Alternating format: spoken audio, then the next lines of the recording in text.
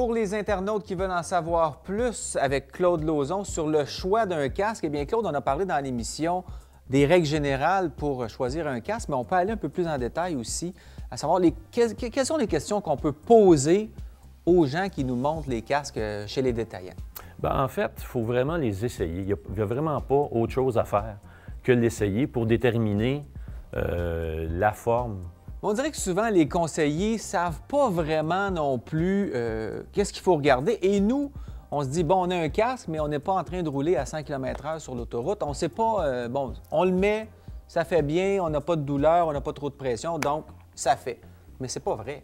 C'est pas vrai. Il faut vraiment en essayer plus qu'un.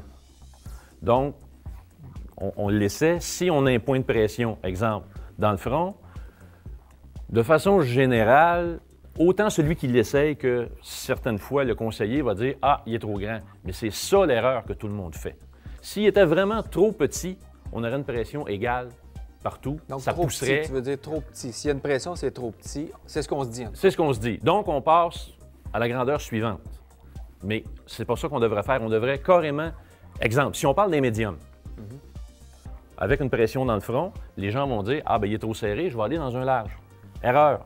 On devrait rester dans le médium, mais changer de modèle, changer de marque, pour avoir une tête différente, qu'à un moment donné, le même médium dans une autre marque ou dans une autre gamme de prix, attention, on va sentir la pression égale partout. On va se sentir épousé. La forme va être épousée de partout et non pas juste le point de pression. Soit le plus fréquent, c'est vraiment le front. Le front, ouais. Dans certains cas, ça va être sur les côtés.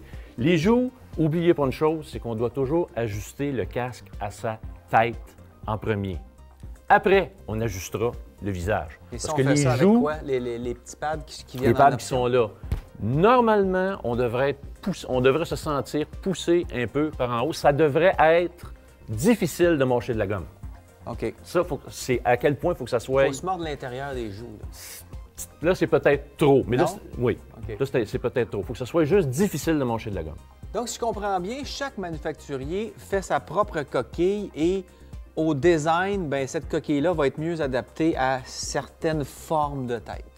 On a aussi le problème des marchés locaux.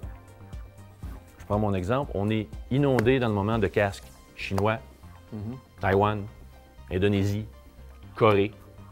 Pas cher. La physionomie de ces gens-là est différente de la physionomie des gens d'Amérique du Nord, différent des Européens. Mais ça, c'est pas prévu au design? Non. Non. Certains casques vont être adaptés pour le marché européen et nord-américain. Certains vont être carrément pris du marché asiatique et envoyés ici. Les Asiatiques ont des fronts très larges. OK. Donc, on se ramasse avec des casques, on a énormément de pression ici. C'est pas fait pour nous. C'est pas fait pour nous. Et Ces casques-là ont beaucoup de succès, par contre, sur la côte ouest. Pourquoi? Il y a beaucoup d'Asiatiques. Il y a beaucoup d'Asiatiques, effectivement. Mais pourquoi les gens vont s'acheter une moto à 14, 15, 20, 30 000 et lorsque c'est le temps de se choisir un casque, on prend un casque à 150 le moins cher possible? Très, très grande erreur. Ça n'a pas de sens. Très, très grande erreur. Mais encore là, il y a peut-être des gens qui ne sont pas d'accord avec ce que je vais dire, mais tu es mieux avec un casque à 150 $ qui est bien adapté à toi, qui est bien ajusté à ta tête, qu'un casque à 700-800, mais qui est trop grand. Qui fait pas, effectivement. T'sais. Pour ce qui est des bols, là, les gars qui se promènent en costume, les filles qui se promènent en costume, ils veulent avoir le visage à découvert, recevoir les mouches dans la face, la garnotte, tout le kit.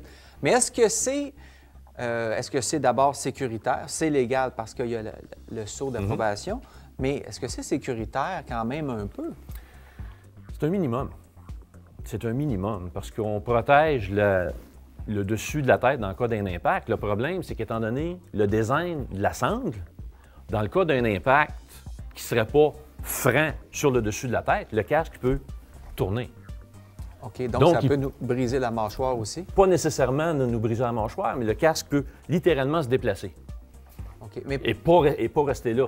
Le but du casque, pour qu'il nous protège, autant un petit bol comme ça qu'un casque 3/4 ou carrément un casque intégral, il ne faut pas qu'il bouge. Une des raisons des commotions vient de ce fait-là. c'est que quand on a un impact, et on ne se le souhaite pas, il faut qu'il y ait un impact. Pas. Ça finit là, le casque a fait sa job.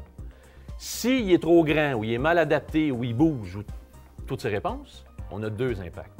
On a le casque qui va arriver, qui va faire son premier impact, et après ça, la tête va aller rejoindre.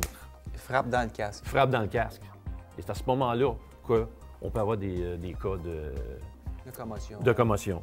Dans le cas d'un casque que, justement, on aurait eu juste un bon impact, on va peut-être s'en tirer avec un gros mal de tête, pas plus. Mais comment ça se fait qu'on peut quand même avoir le sceau d'approbation DOT sur ces DOT, casques-là? qui est le Department of Transport, qui est un organisme américain.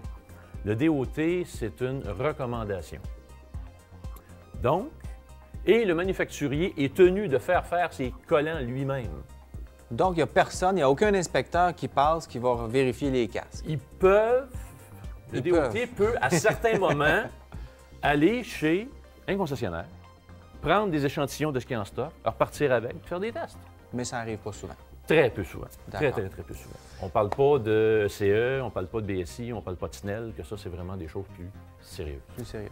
Merci beaucoup, Claude. Ça nous renseigne énormément et j'espère que vous allez choisir un casque, pas juste en fonction du prix et du look, mais surtout en fonction de votre sécurité. Merci, Claude. Merci.